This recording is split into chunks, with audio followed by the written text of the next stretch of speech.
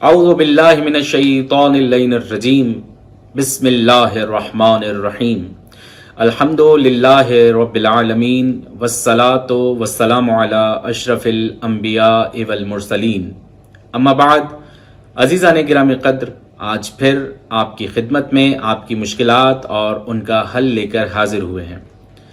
آج جس مشکل پر گفتگو کریں گے وہ ہے مختلف بیماریوں کا علاج۔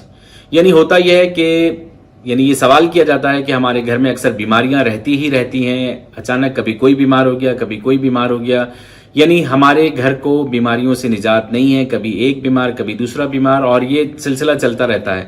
لیکن یہ پتہ نہیں ہے کہ کسی خاص بیماری کا علاج کیا ہے، اس کے لیے دعا کیا پڑھنی ہے۔ علاج کے لیے تو ڈاکٹر کے پاس جایا ہی جاتا ہے، لیکن اس کے باوجود بھی اگر یہ سلسلہ طویل ہو تو پھر روایات میں موجود ہے کہ بیمار کے اوپر اگر 3 دفعہ سورہ مجادلہ کی تلاوت کی جائے تو وہ صحت یاب ہو جائے گا۔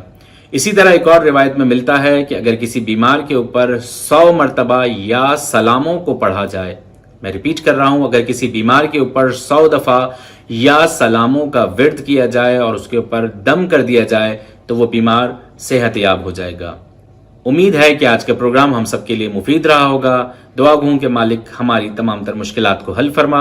والسلام علیکم ورحمۃ اللہ وبرکاتہ۔